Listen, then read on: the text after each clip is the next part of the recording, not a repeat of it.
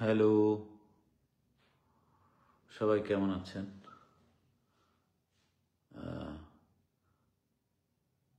কোনো কারণ ছাড়াই আসলে লাইভ, এই লাইভের আসলে কোনো স্পেশাল কোনো কারণ নাই যে এই কারণে লাইভে এসেছি। তাহলে আমি নিচে হয়তো কারণ লিখতাম যে এই কারণে লাইভে এসেছি।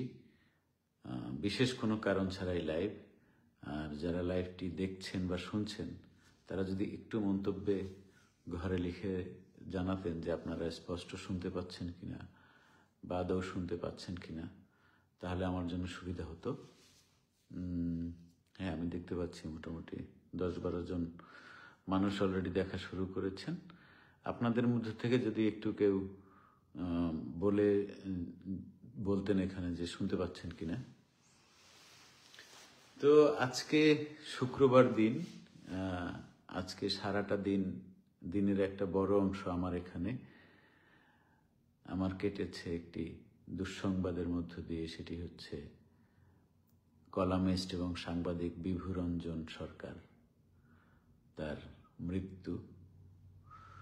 মানে যদি আপনারা খেয়াল করেন যে আসলে 5ই আগস্টের পরে গণমাধ্যম কর্মীদের যে অবস্থা সেটা অত্যন্ত ভয়াবহ, এবং সেটা হত্যা মানে সম্ভবত 5ই আগস্টের পরে প্রথম সাংবাদিক হত্যা শুরু হয়েছিল দীপ্ত টিভির এক সাংবাদিককে হত্যা করে বা নিজের বাড়ি থেকে বের করে তারপরে তাকে হত্যা করা। এটা দিয়ে আসলে 5 আগস্টের পরে প্রথম সাংবাদিক হত্যাটা শুরু হয়েছিল। তারপরে এই যে মনে হয় 15 দিনও হয়নি, আমি তারিখটা আমার এক্স্যাক্টলি মনে নাই, গাজীপুরে 2 জন সাংবাদিক, একজনের নাম তুহিন, একজনের নাম আনোয়ার, এই 2 জনকে হত্যা করা হলো। আজকে বিভুরঞ্জন সরকারের মৃতদেহ পাওয়া গেল। তো বাংলাদেশে আসলে আপনারা যারা এই মুহূর্তে দেখছেন, আমার বেশ ভালো একটা সংখ্যক ফলোয়ার রয়েছে। আপনাদের কাছে আমার প্রশ্ন যে এই অবস্থায় গণমাধ্যম কর্মীরা আপনাদের সামনে আসলে সুন্দর সুষ্ঠু সংবাদ পরিবেশন করবেন, এটা আপনারা কিভাবে আশা করেন? মানে যেইভাবে আসলে সাংবাদিক নিধন, মানে এক ধরনের মানে ঘটনা দেখে বোঝা যাচ্ছে যে সাংবাদিক নিধনের একটা আলাদা পরিকল্পনা নিয়ে মানুষ নেমেছে যে সাংবাদিক নিধন করতে হবে। দেখেন, এই গণমাধ্যম কর্মী আমাদের দেশের এই যে আজকের যে অবস্থাটা, এই অবস্থাটার পেছনের একটা বড় কারণ সেটি হচ্ছে বাংলাদেশের মানুষের তার যে সমস্যা, যে অসুবিধা, সেটা না সংবাদ মাধ্যমে না আপনি নিজে ব্যক্তিগতভাবে কখনোই বলতে পেরেছেন। আওয়ামী লীগ সরকারের আমলে আমরা দেখেছি অনেক সাংবাদিক নির্যাতনের শিকার হয়েছে, গণমাধ্যম কর্মী নির্যাতনের শিকার হয়েছে, লেখকরা আমরা অনেক নির্যাতনের শিকার হয়েছে, আমার বই নিষিদ্ধ করা হয়েছে, আরও অনেক লেখক জেলে ছিলেন। তারপরে এই যে ধরেন কি বলে ওটাকে, আমাদের যে লেখক একজন, ওনার নাম হচ্ছে মোস্তাক ভাই, ওনাকে হচ্ছে গিয়ে জেলখানায় হত্যা করা হলো। মানে আওয়ামী লীগ বলেন, বিএনপি বলেন, জামাত ইসলাম বলেন, যে দলই বলেন না কেন, গণমাধ্যম কর্মী এবং লেখকদের উপরে বা শিল্পীদের উপরে যে এক ধরনের আক্রমণ, এটা যেন সরকারের একটা একেবারে, যে সরকারই আসুক, আমি কিন্তু কোনো সরকারকে আলাদাভাবে দায় দিচ্ছি না। আওয়ামী লীগ সরকার বিগত 16 বছরে গণমাধ্যম কর্মীদেরকে যে নির্যাতন করেছে, যে জ্বালাতন করেছে, এই যে ইউনূস সরকার এসে সেটা অলরেডি তা পুষিয়ে দিয়ে তার থেকে উপরেও নিয়ে নিয়েছে। অলরেডি বেশ কয়েকজন সাংবাদিক জেলে আছেন। অনেক সাংবাদিকের তাদের সাংবাদিকতার করার অধিকার কেড়ে নেওয়া হয়েছে। আজকে আমরা একজন সাংবাদিকের লাশ পেলাম শীতলক্ষ্যা নদীতে। আমার প্রশ্ন হচ্ছে, একজন সাংবাদিক আত্মহত্যা করতে শীতলক্ষ্যা নদীতে যাবে কেন ভাই?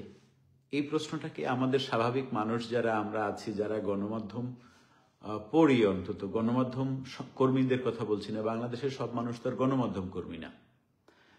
বেশিরভাগ মানুষই যেহেতু আপনারা গণমাধ্যম থেকে আপনারা সংবাদটা গ্রহণ করেন, তো একজন আপনাদের বোধে কি বলে, বিভুরঞ্জন সরকার, ওনার ইচ্ছা হয়েছে উনি আত্মহত্যা করবেন। আত্মহত্যা কারোর অধিকার না, আমি অবশ্যই এটা বলবো না, কিন্তু আত্মহত্যা তো আসলে নিজে থেকে সিদ্ধান্ত নিয়ে করে, সেখানে তো আপনার আমার কিছু করার নেই। ধরেন বিভূরঞ্জন সরকার উনি সিদ্ধান্ত নিয়েছেন উনি আত্মহত্যা করবেন, এবার উনি আত্মহত্যা করতে শীতলক্ষ্যা নদীতে কেন যাবেন? এই প্রশ্নটা তো স্বাভাবিকভাবে আমাদের মাথায় আসার কথা। এখানে আমি দেখতে পাচ্ছি যে অনেক খুব সিনিয়র অনেক সাংবাদিকরা দেখতে পাচ্ছেন। আমি দেখতে পাচ্ছি আমাদের আব্বাস ভাই, SM আব্বাস ভাই, আমার অত্যন্ত শ্রদ্ধাভাজন বড় ভাই। উনি যদি এখানে লাইভে যুক্ত হওয়ার অপশন আছে, আব্বাস ভাই আপনি যদি যুক্ত হতেন লাইভটিতে খুব ভালো হতো আলাপটি করতে। উনি একজন সাংবাদিক, আমাদের আব্বাস ভাই, প্রিয় আব্বাস ভাইকে হয়তো অনেকেই চেনেন। আব্বাস ভাই আপনি যদি যুক্ত হতেন আমাদের এই আলাপটা আর কি করতে আপনার সাথে আমার খুব ভালো হতো আপনি যদি যুক্ত হতেন। তা আমার কথা হচ্ছে বিভূরঞ্জন সরকার আত্মহত্যা করতে মেঘনা নদীতে কেন যাবে ভাই? আমার মানে স্বাভাবিক একটা ধরেন আমার যে সেন্সে আসে। এবারে ওইখানে আর একটা কথা লেখা হয়েছে যে ওনার লাশ পাওয়া গেছে আজকে, অর্থাৎ 22 আগস্ট। উনি নাকি 21 আগস্ট পত্রিকায় একটি লেখা দিয়েছেন এবং সেই লেখাটি আমিও পড়েছি, আপনারাও আশা করি অনেক লোকেই পড়েছেন। আরও একজন সাংবাদিক দেখছেন, আমি ইচ্ছা করেই ওনার নামটা নিচ্ছি না, আমার খুব শ্রদ্ধাভাজন বড় ভাই, অনেক রেসপেক্ট করি। তো আমি এখানে অনেক সিনিয়র সাংবাদিকরা রয়েছেন, আপনাদের কাছে আমার একটা প্রশ্ন, যারা এই সাংবাদিক রয়েছেন তাদের কাছেই আমার একটা প্রশ্ন থাকবে যে ধরেন আমি আব্বাস ভাই, আমি আপনাকে একটি লেখা দিলাম, আমি লেখাটার নিচে লিখে দিলাম যে আব্বাস ভাই এটা আমার জীবনের শেষ লেখা, আমার জীবনের শেষ লেখা, এটা লিখে আমি আপনাকে একটি কলাম দিলাম। এরপরে আপনি কি একবার আমাকে ফোন করবেন না যে টিটো তোমাকে আমি এত দীর্ঘদিন ধরে চিনি, তুমি এই লেখাটা শেষ লেখা বলে আসলে কেন আমাকে দিচ্ছ? এটা কেন তোমার শেষ লেখা হবে, বা আপনার এটা কেন শেষ? বিভুদা অনেক সিনিয়র সাংবাদিক, হয়তো উনি যাকে পাঠিয়েছেন ওনার জুনিয়রও হতে পারেন, সিনিয়র, এটা আসলে সিনিয়র জুনিয়রটা মূল বিষয় না। মূল বিষয়টা হচ্ছে বিভুদার পরিবারের সাথে কেন যোগাযোগ হলো না? যে ধরেন বিভুদার সাথে তারা যোগাযোগ করতে চেয়েছেন যে বিভুদা এই লেখাটা কেন শেষ লেখা হবে, আমরা এই ধরনের বাক্যই আপনার কাছ থেকে আমরা নেব না। এরপরে ধরেন আমরা ধরে নিলাম যে বিভুদাকে অনেকবার ফোন করে, ধরে নিচ্ছি জাস্ট আলোচনার ক্ষেত্রে, তারপরে বিভুদার পরিবারের সাথে যোগাযোগ করা যেত না? কিসের নাটক চলছে আসলে? মানে নাটক চলছে, পুরো বাংলাদেশ জুড়ে নাটক চলছে। কে নাটক করছে, কার এগেনস্টে সেই নাটক মঞ্চস্থ হচ্ছে? আপনাদের কার কার মনে হয়েছে, যারা আমার সাংবাদিক ভাইয়েরা রয়েছেন এখানে, বড় ভাইয়েরা যারা রয়েছেন, আপনারা বলেন তো আপনাদের কার কার মনে হয়েছে যে এটা বিভূরঞ্জন সরকার? ওনার মনে হলো উনি ওখান থেকে হেঁটে হেঁটে শীতলক্ষ্যা নদীতে গিয়ে উনি আত্মহত্যা করে ফেললেন, তারা যাওয়ার আগে উনি একটা লেখা দিয়ে গেলেন যে এটা আমার জীবনের শেষ লেখা। এত সরল গল্প ভাই, গল্প কি এতই সরল হয়? আপনারা তো জীবনে অনেক চড়াই উতরাই পার করে একটা জায়গায় এসছেন, প্রত্যেকটা মানুষ। আপনারা এটা কেমন মনে হয় আপনাদের কাছে যে একজন সাংবাদিক বিভূরঞ্জন সরকার, ওনাকে যারা চেনেন না তারা সংবাদই পড়েন না বা কলামই পড়েন না, ওনার মনে হলো যে আমি আমার জীবন যুদ্ধে হেরে গেছি, টাকা পয়সা আমার সংসারে হচ্ছে না, আমি আমার ওষুধ লাগে 20,000 টাকা, আমি বাকি যে 20,000 টাকা পাই, 50,000 টাকা নাকি বিভূরঞ্জন সরকার বেতন পেতেন, 50,000ও পেতে পারে বা তার কমও পেতে পারে, এটা খুব স্বাভাবিক। কারণ আমি তো এই সাংবাদিকদেরকে যারা হচ্ছে গিয়ে পণ্য বানিয়ে যে ভূমিদস্যুগিরি করে, এই ভূমিদস্যু তো একটাকে চিনি, সেই ভূমিদস্যুর একটা নাম হচ্ছে, এখন তো বললে অনেকেই রেগে যাবেন কারণ অনেকের প্রিয় ব্যক্তি সে, নাইমুল ইসলাম খান। এখনো 21 দিনের বেতন পাই। আমার এখানে যারা এই বড় ভাইরা যারা এই লাইভটা দেখতেছেন আপনারা সবাই জানেন যে সাইফুল বাতেন টিটো 21 দিনের বেতন পায় নাইমুল ইসলাম খানের কাছে। যাই হোক, মাফ করে দিছি। তা আমার কথা হচ্ছে গিয়ে, সরল কথাটা হচ্ছে এই, বিভূরঞ্জন সরকার উনি খুব সামান্য বেতন পেতেন, সংসার চালাতে পারছিলেন না এবং উনি সত্য কথা বলতে পারছিলেন না, পাশাপাশি উনি বিক্রিও হতে পারছিলেন না সততার কারণে। এই জন্য উনি একটি কলাম লিখে দিয়ে উনি মেঘনা নদীতে গিয়ে একটা 71 বছরের বয়স্ক মানুষ, উনি ওইখানে সুইসাইড করছে। এই গল্পটা কে কে বিশ্বাস করছেন? হাত তোলেন তো, এখানে আমি একটু দেখি। আমি একটু মন্তব্যের ঘরে, এখানে তো এই মুহূর্তে কত 56 জন না কজন দেখাচ্ছে। আমি একটু এই যারা ভিউয়ার, আমি আপনাদের কাছে একটু জানতে চাই যে এই গল্পটা আপনাদের কার কার কাছে বিশ্বাসযোগ্য মনে হয়েছে? যে একজন লোক 71 বছর বয়স, যার জীবনের পুরোটাই উনি সাংবাদিক এবং সাংবাদিকতার জায়গায় ওনার জীবনটা বর্ণাঢ্য, সেই মানুষটা বেতন কম পাইতো, ভালো বেশি পাইতো, ওইটা আলাপে যাচ্ছি না, সে একজন প্রথিতযশা সাংবাদিক এবং কলামিস্ট। উনি ঠিকঠাক মতো বেতন পাচ্ছিলেন না, এটা সত্যি।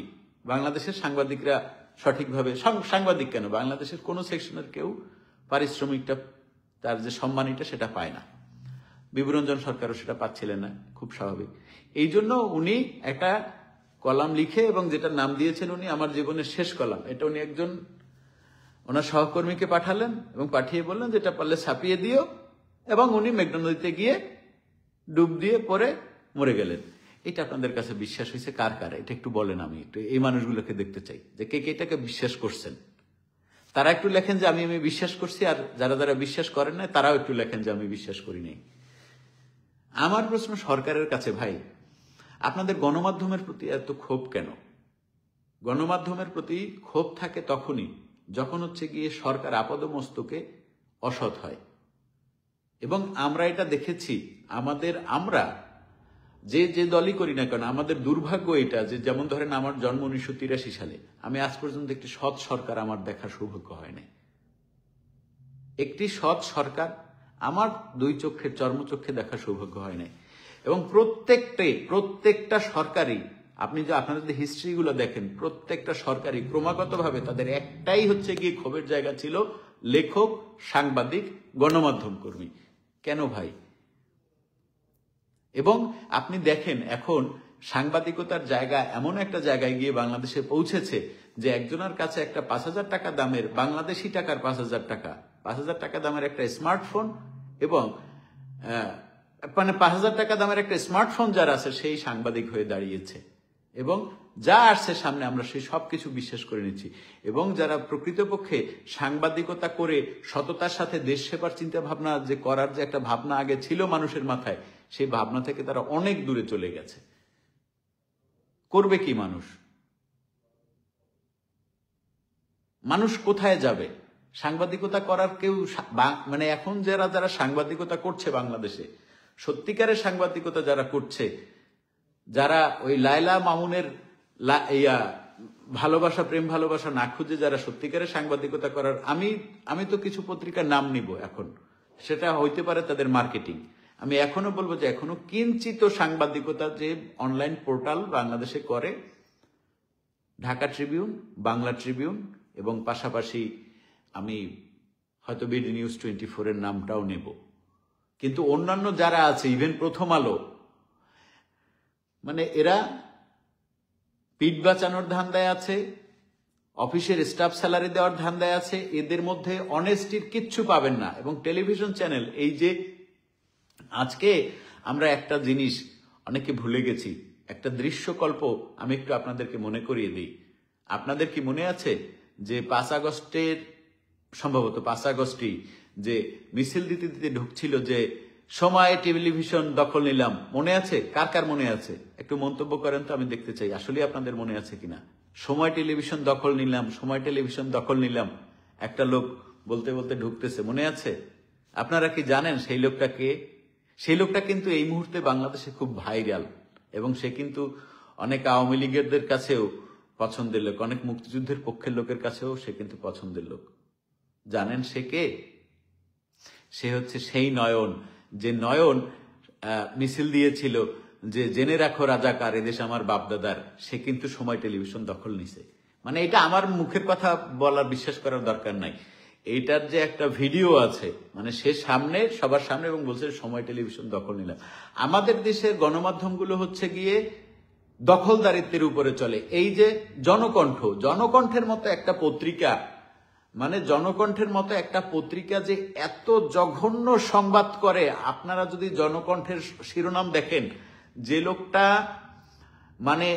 মানে যার মাথায় মানে একেবারে ন্যূনতম ঘিলু আছে, যার মানে যে কথা বলতে পারে, সে মানুষটা পর্যন্ত জনকণ্ঠের যে কোনো নিউজের উপরে বমি করবে, এত জঘন্য শিরোনাম দিয়ে তারা নিউজ করছে। কারণটা কি জানেন?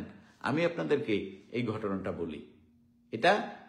এটা হয়তো অনেকেই জানেন না, মানে যারা জনকণ্ঠর, মানে যারা সংবাদ মাধ্যমের সাথে যুক্ত নন, তারা অনেকেই জানেন না। আবার যারা সংবাদ মাধ্যমের সাথে যুক্ত, তারাও অনেকে জানেন না, আবার অনেকে জানেন। আমি ঘটনাটা একটু আপনাদেরকে বলি। জনকণ্ঠের স্টাফদেরকে বেতন দেওয়া হয় না দীর্ঘদিন ধরে। এবার তাদেরকে বলা হয়েছে এই কথা যে তোমরা টাকা আয় করো, নিজেরা আয় করো।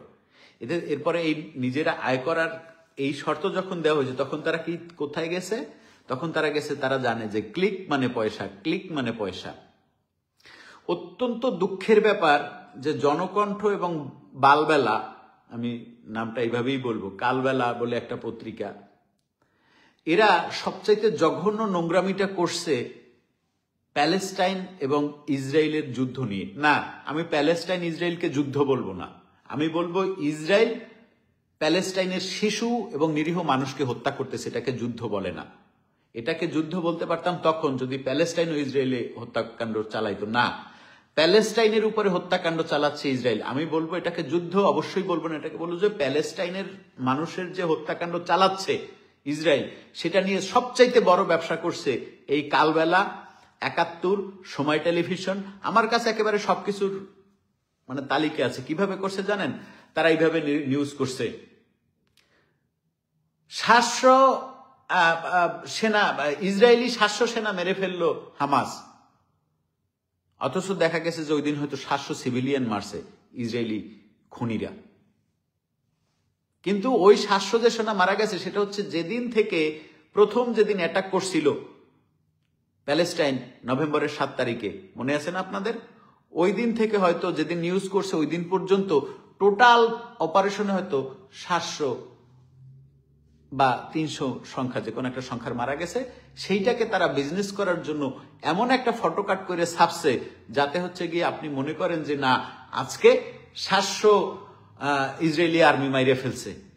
এবারে আপনার মনের মধ্যে যে এই ইসরায়েলি আগ্রাসনের বিরুদ্ধে যে একটা প্রতিবাদ তৈরি হবে এবং আপনি যে মাঠে নামবেন, যেমন এই যে আমার যে সহকর্মী প্রান্ত পলাশকে দেখতেছেন, প্রান্ত পলাশ কিন্তু প্রায়ই বিভিন্ন জায়গায় গিয়ে ও এই ইসরায়েলি আগ্রাসনের বিরুদ্ধে কিন্তু ও দাঁড়ায়, আমিও দাঁড়াই। ও কিন্তু প্রান্ত পলাশের সাথে আমার অনেকবারই কথা হয়েছে। ও কিন্তু বলছে যে আমি আজকে এই প্যালেস্টাইনি শিশুদের পক্ষে, এই যে প্যালেস্টাইনের নিরীহ মানুষ হত্যা করছে, শিশুদেরকে হত্যা করছে, এর জন্য আমরা দাঁড়িয়েছিলাম। আমরা কিন্তু দাঁড়াই। বাংলাদেশের মানুষ দাঁড়ায় না কেন? কারণ বাংলাদেশের এই গণমাধ্যম বোঝায় যে প্যালেস্টাইনি আর্মিরা ইসলামিক শক্তি নিয়ে পুরো ইসরায়েলকে একদম তামা তামা করে ফেলছে। এই সমস্ত মিথ্যাচার এবং ওই যে আল-আকসা মসজিদ ভাঙছে, এই সমস্ত মিথ্যাচারের ফলে আজকে বাংলাদেশ থেকে পৃথিবীতে সবচাইতে কম প্রোটেস্ট আসে কিন্তু বাংলাদেশ থেকে। মানে এই ইসরায়েলি আগ্রাসনের বিরুদ্ধে সবচেয়ে কম প্রোটেস্ট আসে বাংলাদেশ থেকে। কারণ বাংলাদেশের গণমাধ্যম প্রচার করে যে ইসরায়েলকে ধ্বংস করে মাটির সাথে মিশাইয়ে দিছে। কারা মিশাই দিছে? প্যালেস্টাইন। অথচ সেইখানে প্যালেস্টাইনে প্রতিদিন নিরীহ শিশুরা মারা যাচ্ছে, নিরীহ একেবারে যারা যুদ্ধের জও জানে না সেই সমস্ত মানুষগুলো মারা যাচ্ছে। কিন্তু বাংলাদেশের মিডিয়া এইটা নিয়ে এই বিজনেস করছে। এটার কারণটা কি?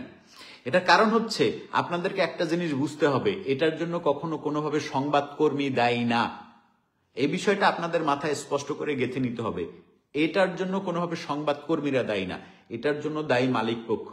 মালিক পক্ষ কি করে? মালিক পক্ষ কর্মীদেরকে বেতন দেয় না।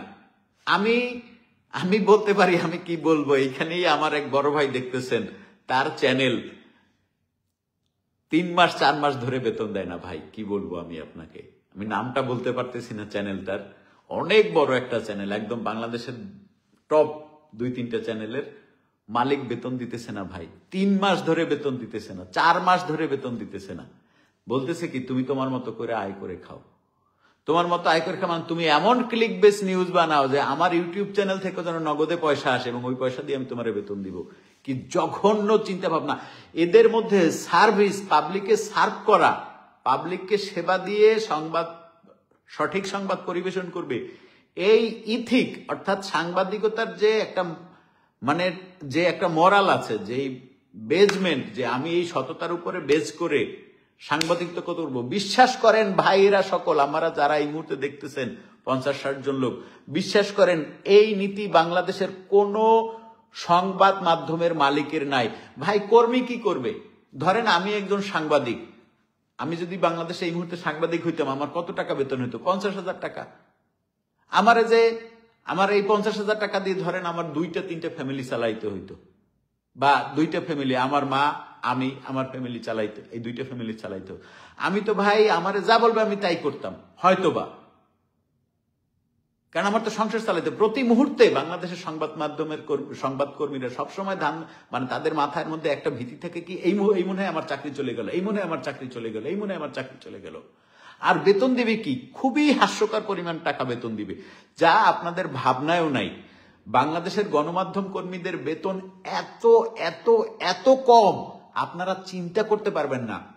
মানে আমি কাউকে ছোট করছি না, কোনো পেশা আমার কাছে ছোট না ভাই, এইটা মনে করেন না। আমার প্রয়োজন হলে আমি রিক্সা চালাইতে পারবো, আমার প্রয়োজন হলে আমি ক্যান কুড়াইয়ে খাইতে পারবো সুইডেনে। কি আমি কোনো পেশাকে ছোট করছি না, আমি টয়লেট পরিষ্কার করতে আমার কোনো সমস্যা নাই।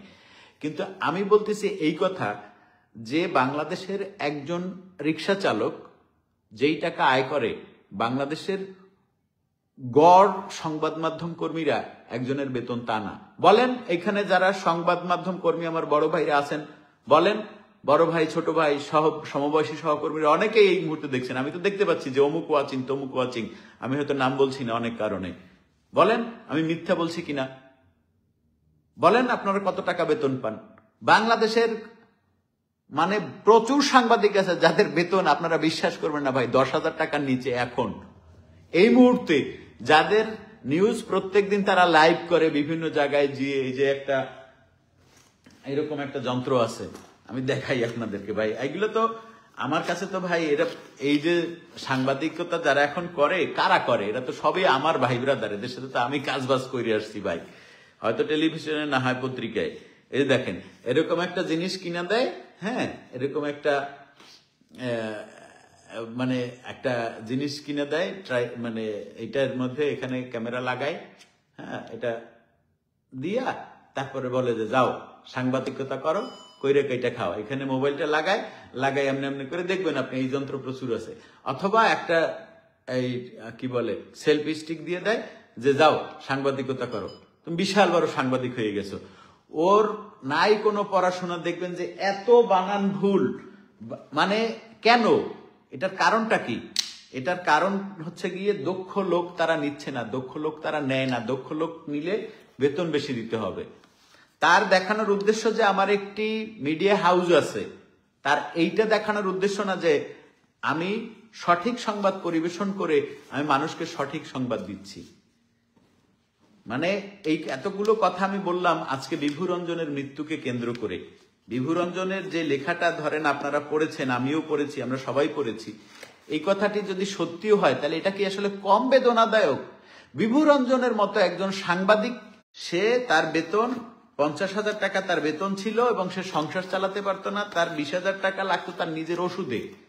এটা খুব স্বাভাবিক। বাংলাদেশের যে দেশে প্রত্যেকটা খাবারে হচ্ছে গিয়ে পৃথিবীর সবচাইতে ভয়ঙ্কর ভয়ঙ্কর পদার্থ মেলানো, সেই দেশের একটা মানুষের এই অসুস্থতা, ওই বয়সের বিভুদের বয়স ছিল 71 বছর যখন উনি মারা গেছেন, সেই মানুষটাকে মানে বেতন তার সবকিছু মিলিয়ে ঘর সংসার বউ বাচ্চা এটা আর হিসাব করে না। এবং আপনাদের আর একটা কথা বলে রাখি, এটা হয়তো অনেকেই জানেন কিনা আমি জানি না, গণমাধ্যমে যারা কাজ করেন তারা জানেন, একটা সময় পরে কিন্তু তাকে আর কোনো পত্রিকা নেয় না। কারণ কি জানেন? ধরেন এটার আমি কারণটা বুঝাই। ধরেন কথার কথা আমি সাংবাদিক হইতে হইতে হইতে সিনিয়র, অনেক সিনিয়র হয়ে গেছি। এবার আমার লাস্ট বেতন ছিল ধরেন 1.5 লাখ টাকা। এবার আমি যদি একবার আমি চাকরি হারাই, আমি কিন্তু চাকরি পাবো না, কারণ আমাকে তো বেতন দিয়ে নিতে হলে তার থেকে বেশি বেতন দিতে হবে। মানে যত কম বেতনে পারে। ওরা চিন্তা করে কি যে আমি মানে মিডিয়া হাউসগুলো কিভাবে চিন্তা করে জানেন? যে ধরেন আমাকে একটা চ্যানেল প্রডিউসার হিসেবে যদি ধরেন এখন বাংলাদেশে নিতে যায়, কথার কথা আমি এখন বেতন চাইবো একদম মিনিমাম হলো 1 লাখ টাকা বেতন চাইবো, যে আমাকে 1 লাখ টাকা বেতন দিবেন, আমি আপনার একটা নিউজ সেকশনের অমুক নিউজের মিডিয়া নিউজের আমি ধরেন আমি যেহেতু মিডিয়ার লোক, আমি বলবো যে আপনার যে বিনোদন সেকশন, এই বিনোদন সেকশনের আমি ইপি বা প্রডিউসার কিছু একটা হয়ে আমি করলাম, আমি করবো, আমার বেতন 1 লাখ টাকা। ওরা কি চিন্তা করবে জানেন? এই 1 লাখ টাকা দিয়ে ওরা 10টা ছেলে পুষবে, ওরা 10টা ছেলে মেয়ে পুষবে এই 1 লাখ টাকা দিয়ে। 10,000 10,000 10,000 10,000 বেতন দিবে। বেতন দিয়ে ওরা কি করবে? কন্টেন্টের পরিমাণ ওরা দেখাবে, ওরা লাইভ করাবে, পরিমণির ছেলের দাঁত উঠতেছে সেটা লাইভ করবে। ওরা মনে করেন যে করবে কি লায়লা আর মামুন কোথায় কবে যুদ্ধ করছে, কোথায় কবে প্রেম করছে, আবার কোথায় কবে ঝগড়া হয়েছে, কে কারে জেলে নিছে, পরিমণি আর রিয়ামণি কি করছে, তারপরে হিরো আলম গলায় দড়ি দিতে চাইছে কিনা, ওরা কিন্তু এটা নিয়ে করবে। এবার আমি যদি মনে করেন ওই চ্যানেল প্রডিউসার, আমি কইলাম যে ধরেন ভাই আমরা হচ্ছে গিয়ে এমন একটা বিশেষ প্রতিবেদন করি যে এভরিস্টিতে ছোট ছোট রোল করতো, সেই সমস্ত অ্যাক্টর অ্যাক্ট্রেসরা এখন না খায় মরতেছে, চলেন তাদেরকে নিয়ে একটা স্টোরি করি। আমার এপি কি বলবে জানেন, বা আমার প্রোগ্রাম হেড কি বলবে জানেন, ফাইজলামি করতে আইসো মিয়া, তুমি যায় দেখো যে লায়লার সাথে আবার ঝগড়া হয়েছে কিনা, ওইটার ভিউ হবে বেশি। এই হইল মিডিয়া বর্তমানে। আপনি এদের কাছ থেকে কি আশা করবেন? কারণ মালিক তো চাই টাকা, মালিক তো চাই ভিউ, ভিউ মানে অ্যাড, অ্যাড মানে টাকা। আপনারা এদের কাছ থেকে কি আশা করবেন? আজকে বিভুরঞ্জনের মৃত্যু আমাদের গণমাধ্যমের জন্য একটা, আমি শিক্ষা টিক্ষা বলবো না, আমাদের দেশের মানুষের শিক্ষা হয় না, কারণ আমাদের 47-এ শিখি নাই, 52-তে শিখি নাই, 71-এ শিখি নাই, 75-এ শিখি নাই, আমাদের জাতির কখনো কোনো শিক্ষা হবে না, ওইটা নিয়ে আমি শিক্ষা টিক্ষা বলছি না। কিন্তু চোখে আঙ্গুল দিয়ে দেখাইছে বিভুরঞ্জনের, যদি আমি যে গল্পটা আমাদের সামনে আসছে যদি সেই গল্পটা সত্যও ধরে নেই, তাহলে আমাদের গণমাধ্যমের যে দৈন্যতা কতখানি, কোন লেভেলের দৈন্যতার মধ্য দিয়ে আমরা যাচ্ছি, সেটা বিভুরঞ্জন তার জীবনকে আত্মাহুতি দিয়ে দেখাইছেন। তবে আমি এটা বিশ্বাস করি না কোনোভাবেই যে বিভুরঞ্জনের মতো একজন মানুষ সেই রকম একটা কলাম লিখে পরের দিন দিয়ে বুড়িগঙ্গায় কি বলে আপনার শীতলক্ষ্যা অথবা মেঘনা নদীতে গিয়ে আত্মহত্যা করবে, এটা আমি বিশ্বাস করি না। আমি জানি এটা কখনোই হবে না, তারপরেও আমাদের তো আশার শেষ নেই। আমার সবসময় একটা জিনিস আশা থাকবে যে বিভুরঞ্জন সরকারের এই যে হত্যাকাণ্ড, আমি বলবো এই হত্যাকাণ্ডের সঠিক সুষ্ঠু তদন্ত হোক। পৃথিবীতে এখন থেকে 200 বছর 300 বছর আগে কি হয়েছে সেটা যদি বার করা যায়, তাহলে বিভুরঞ্জন আজকে মারা গেছে, তার মৃত্যুর রহস্য উদ্ঘাটন করা খুব সহজেই সম্ভব। বিভুরঞ্জন সরকারের মৃত্যুর রহস্য উন্মোচন করা হোক এবং যারা এই খুনের সাথে জড়িত তাদের এমন দৃষ্টান্তমূলক শাস্তি দেওয়া হোক যেটা দেখে আর কেউ কোনোদিন ভাববে না যে কোনো গণমাধ্যম কর্মীকে হত্যা করা যায়। এটাই আসলে আমার লাইভের বলার বিষয় ছিল। সবাই ভালো থাকবেন, সুস্থ থাকবেন, আর যেই কাজটাই যে জায়গায় থেকেই করবেন না কেন, দেশপ্রেমের আমার কাছে একটাই সংজ্ঞা, অন্যের ক্ষতি না করে আপনি যে কাজটাই করেন, আপনার যে প্রফেশন, সেই প্রফেশনটা যদি আপনি সততার সাথে করেন, ওটাই দেশপ্রেম। একজন শিক্ষক যদি সততার সাথে শিক্ষাদান করে, ওটার দেশপ্রেম। একজন ডাক্তার যদি সততার সাথে রোগী দেখেন, ওটা তার দেশপ্রেম। একজন ধরেন বাস ড্রাইভার সততার সাথে বাস ড্রাইভিং করেন, ওটা দেশপ্রেম। এমনকি একজন টয়লেট পরিষ্কারকও যদি তার কাজটা সততার সাথে করেন, ওটা দেশপ্রেম। এটা শিখিয়েছিলেন আমার প্রয়াত বাবা। আমি সেটাই মনে করি দেশপ্রেম সেটা যখন আমার কাছে যে দায়িত্বটা আসবে, সে দায়িত্বটা আমি একদম সঠিক ইমানের সাথে পালন যদি করতে পারি, ওটাই হচ্ছে গিয়ে আমার দেশপ্রেম। এর থেকে বড় দেশপ্রেম নাই। প্রত্যেকটা মানুষ তার দায়িত্বটা সঠিকভাবে পালন যখন আমরা করতে পারবো, তখন আমরা বুঝতে পারবো আমরা দেশপ্রেমিক এবং আমাদের দেশটা সত্যিকার অর্থে এগিয়ে যাবে। সবাই ভালো থাকবেন, সুস্থ থাকবেন, আবার দেখা হবে। আজকের মতো শুভরাত্রি।